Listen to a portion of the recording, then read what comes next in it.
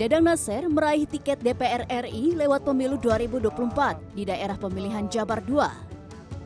Sebelumnya, pria kelahiran Ciparai 26 Juli 1961 ini telah menjabat sebagai Bupati Bandung selama 2 periode. Kang DN, sapaan akrabnya ini pun banyak menorehkan prestasi bagi Kabupaten Bandung.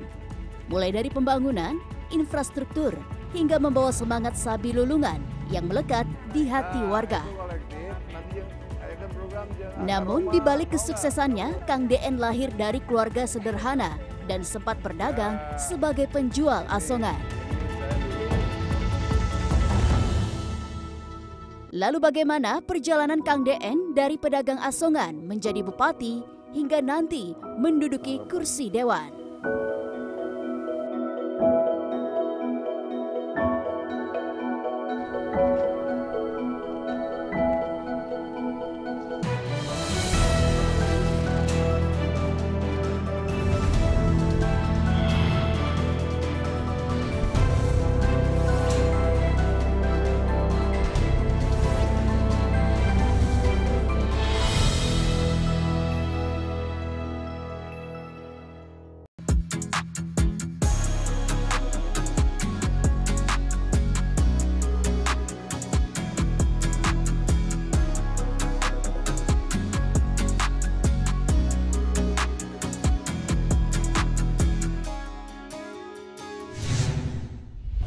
Oh iya, terang. Halo Kang Dadang. Kumaha deh Mas. Alhamdulillah. Rempes, saturan. Ya. Kang Dadang, ini kalau kita di tempat ini nih, di Terminal Ciparai, ketemu pedagang asongan, mengingatkan apa nih kayak sesuatu yang menarik?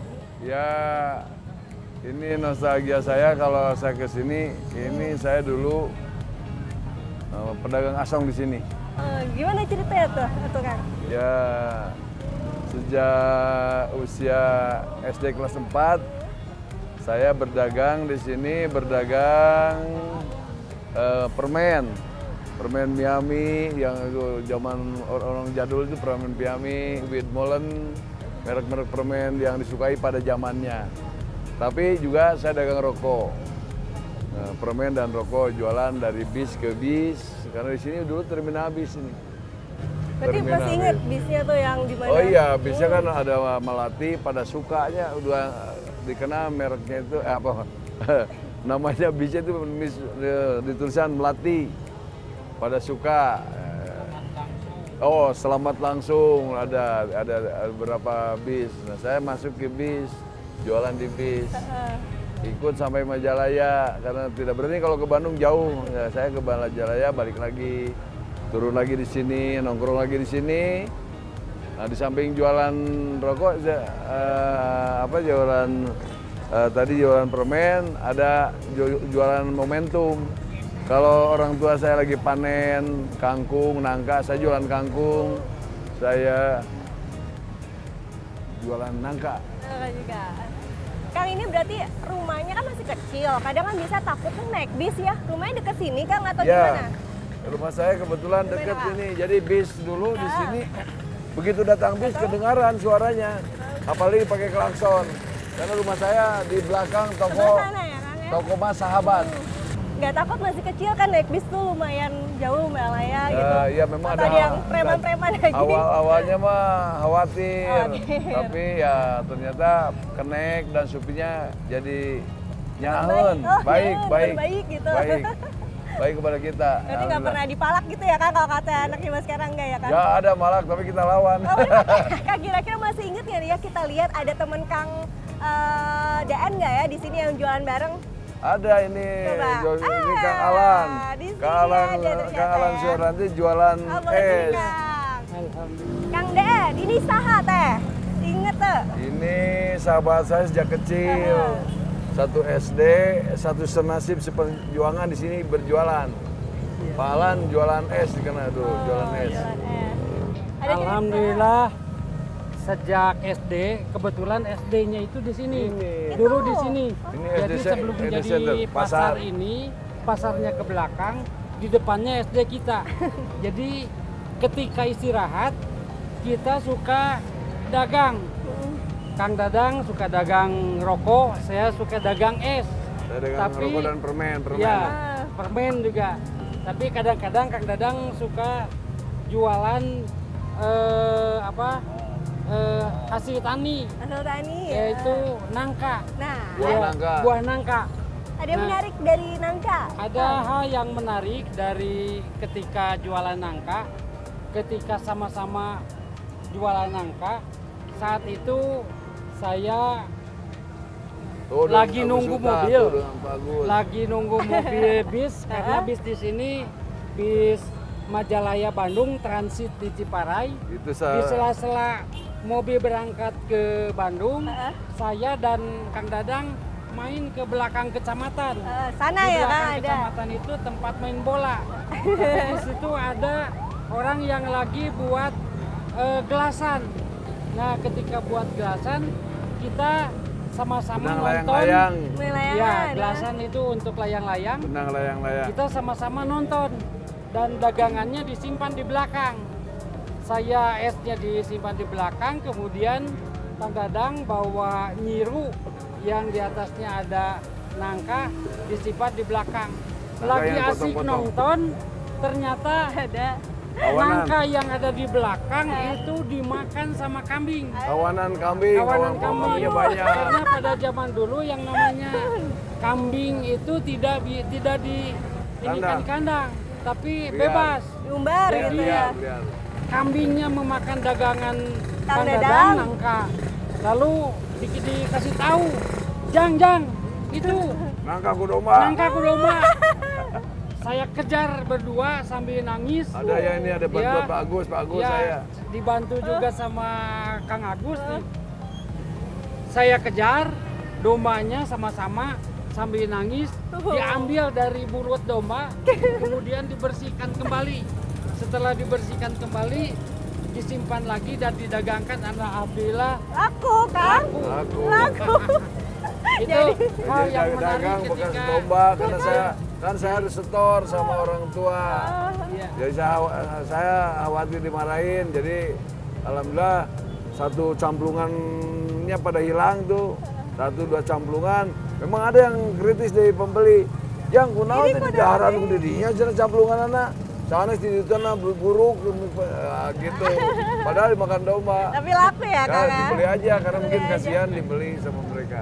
Nah, kita sambil jalan kali aja ketemu lagi temen-temen Kang Dadang, kali kita sambil jalan ya. Iya.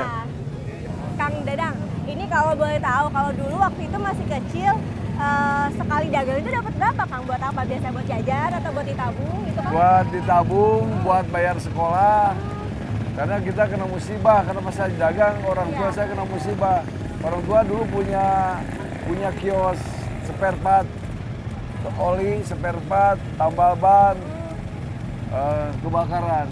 Jadi harus ngeganti kepada toko-toko yang kena bakar karena asal api dari kios orang tua saya yang jualan 2 tak bensin. Kebakaran. Iya, kebakaran. Jadi dari situlah saya kembali merintis. Untuk biaya sekolah, ya untuk pakaian, ditabung. Tapi alhamdulillah dari dagang itu saya bisa beli sepeda balap, ditabung.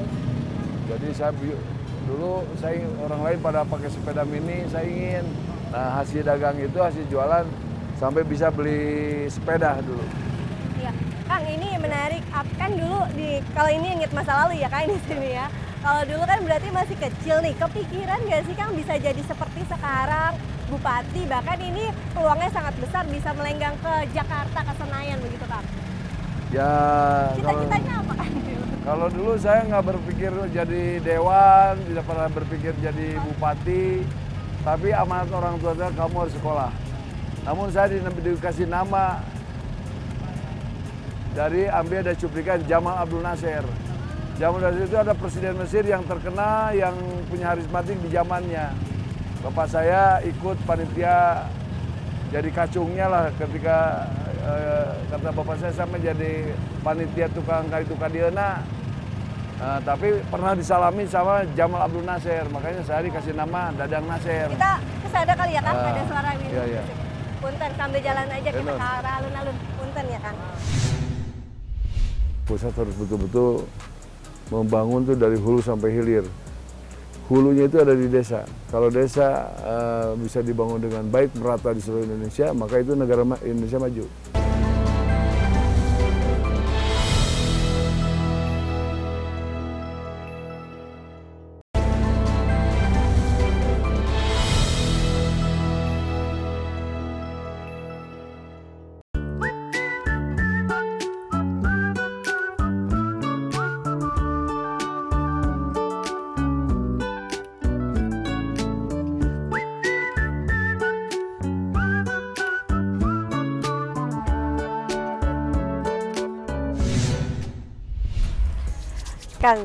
Kang Den, ini kayaknya udaranya segar dingin. Nah, kita ada di kilometer Citarum 0. Nah, sepanjang periode 2 periode menjabat sebagai bupati, ini salah satunya juga karya atau juga gagasan Kang Den begitu. Gimana nih Kang ceritanya ini?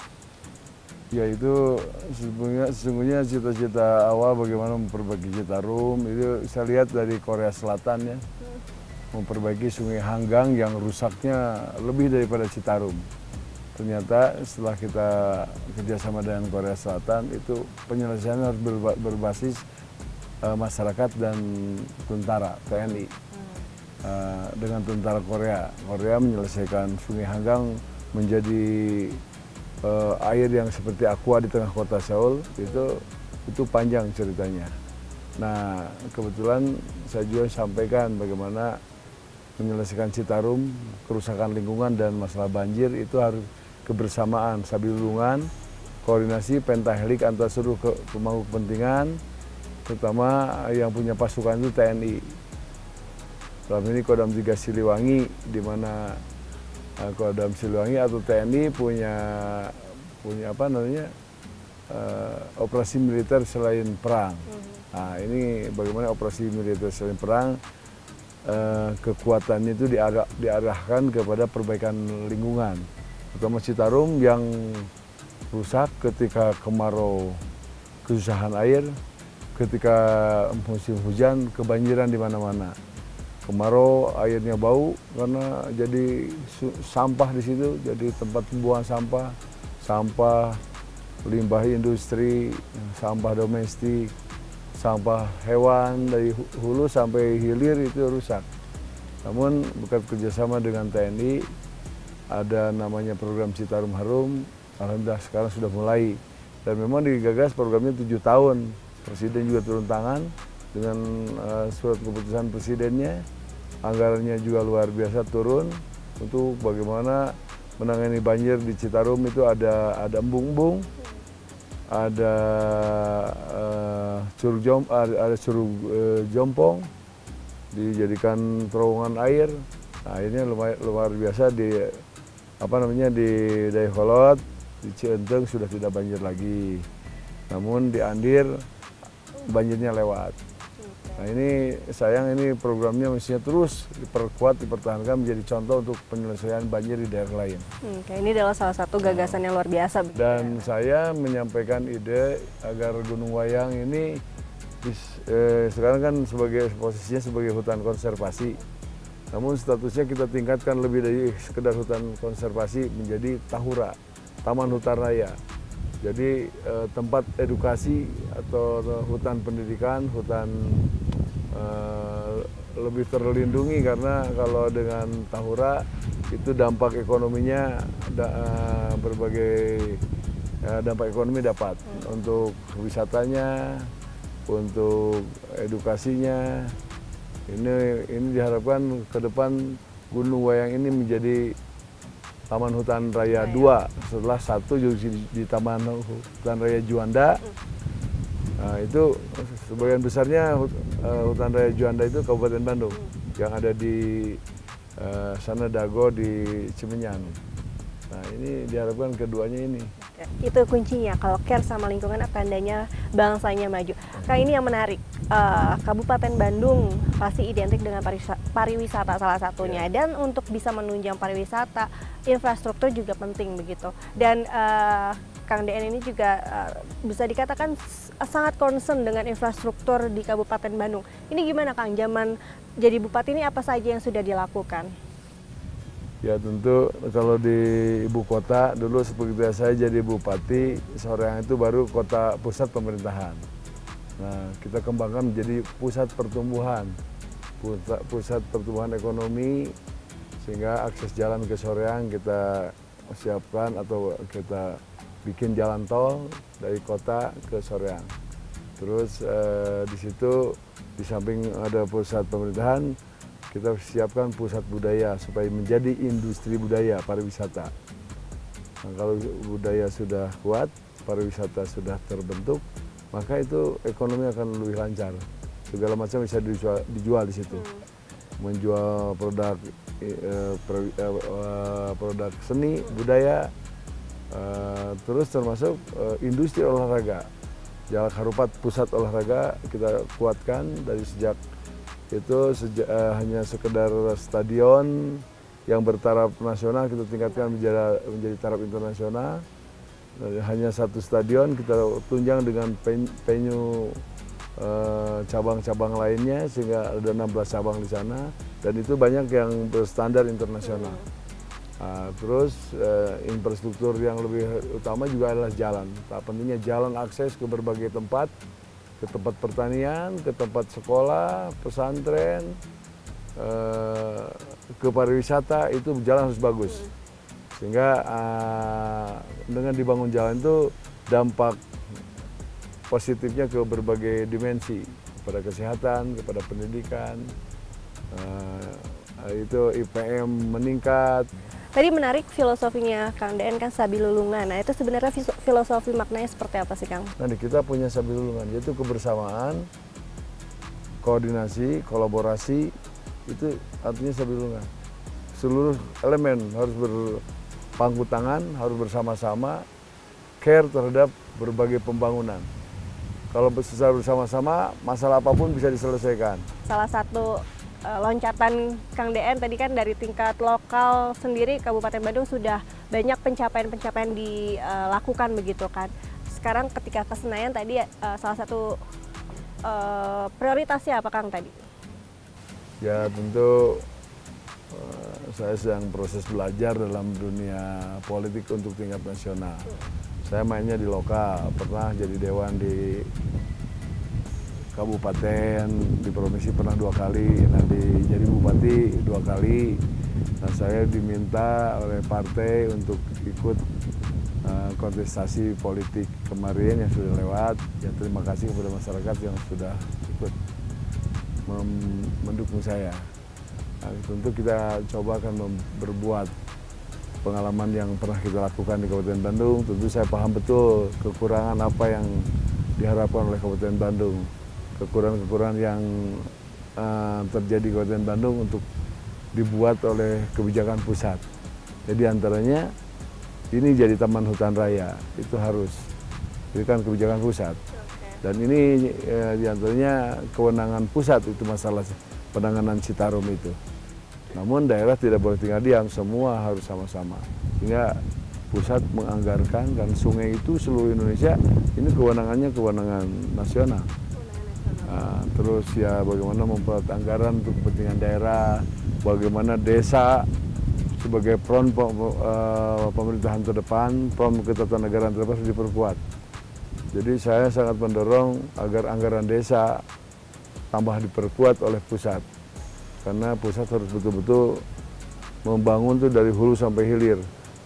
Hulunya itu ada di desa. Kalau desa bisa dibangun dengan baik, merata di seluruh Indonesia, maka itu negara Indonesia maju.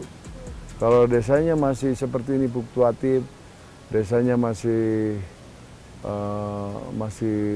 tidak merata, karena masyarakat Indonesia 80% tinggal di pedesaan. Jadi inilah dari Sabilulungan itu kita gerakan masyarakat desa untuk gotong royong, kebersamaan, menyelesaikan permasalahan-permasalahan di desa, ekonomi juga harus selesai di desa, maka akan terjadi sinergitas antara desa dan perkotaan. Ramadan ini merupakan Ramadan terbaik, kita mampu mengambil hikmah Ramadan tahun ini. Terus tadi ya bagaimana pembangunan karakter juga dikuatkan. Tadi kan bicaranya infrastruktur fisik, tapi karakter pembangunan karakter di desa tentang Pancasila, Bhinneka Tunggal Ika, Yang paling penting itu tadi dan ya. itu gotong royong.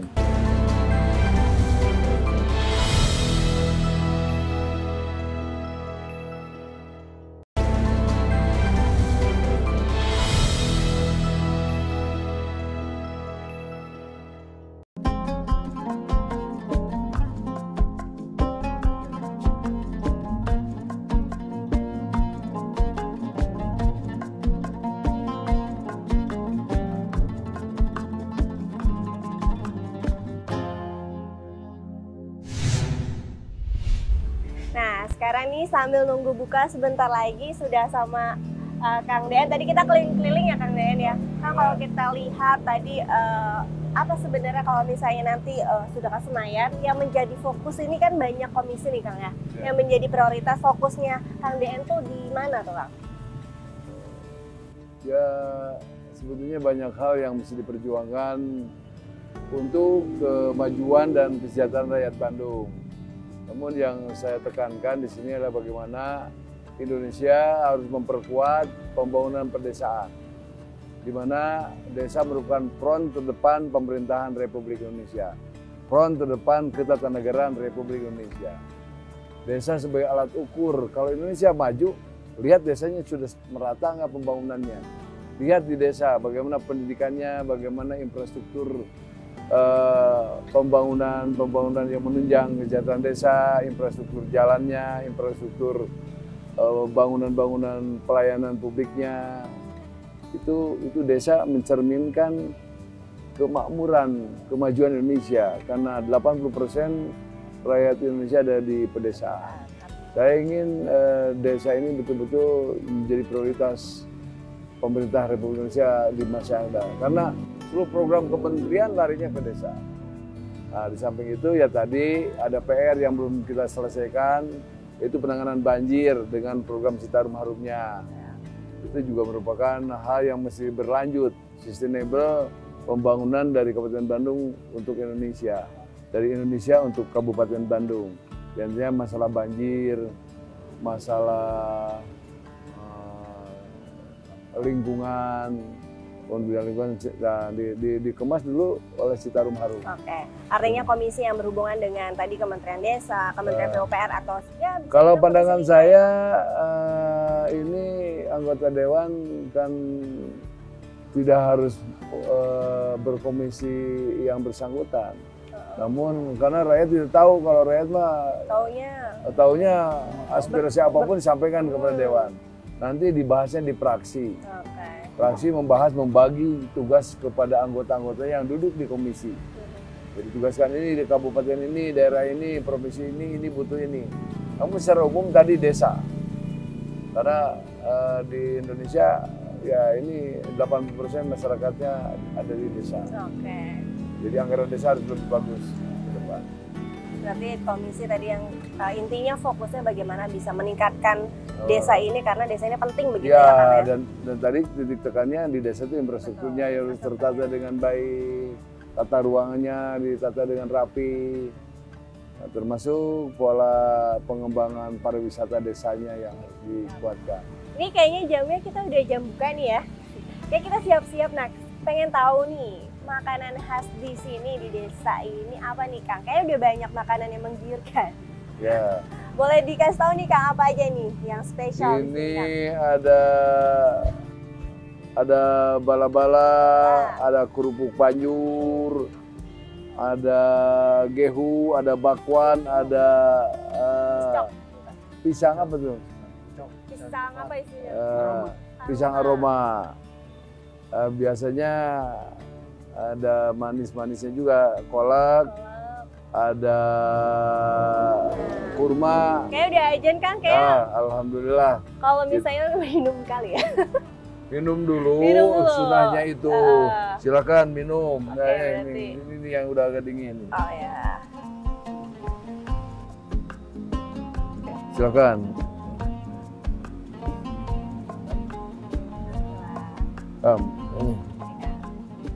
Nah, di di sini kita bukanya bareng-bareng ya, bareng-bareng sama warga di sini. Ya, doa dulu. Kita berdoa dulu bareng-bareng. So, Ustadz Alan. Bismillahirrahmanirrahim. Allahumma laka sumtu.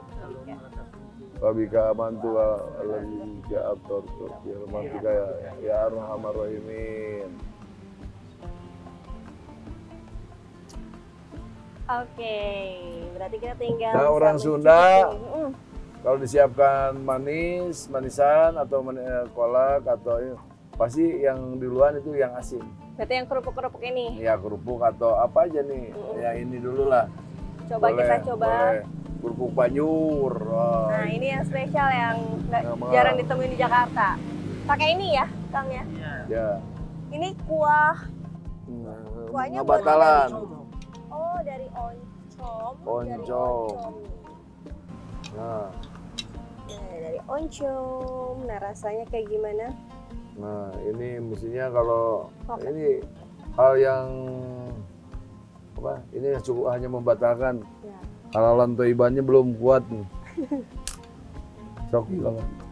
Oke kita makan.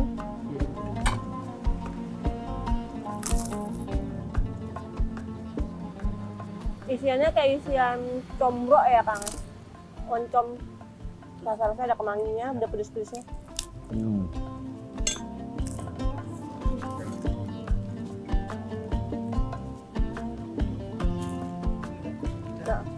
Nah, sambil kita melanjutkan makanan, sebelumnya Kang, hatur nuhun atas tadi udah kasih banyak ilmu juga ke kita dan ngasih lihat banyak hal yang indah yang kita punya, terutama di desa-desa, dari pariwisatanya, dari alamnya, dan juga potensinya. Dan tentunya ini juga spesial bisa buka bareng bersama dan semoga Ramadan kita dan juga puasa kita diterima juga ya Kang ya. Ya, amin.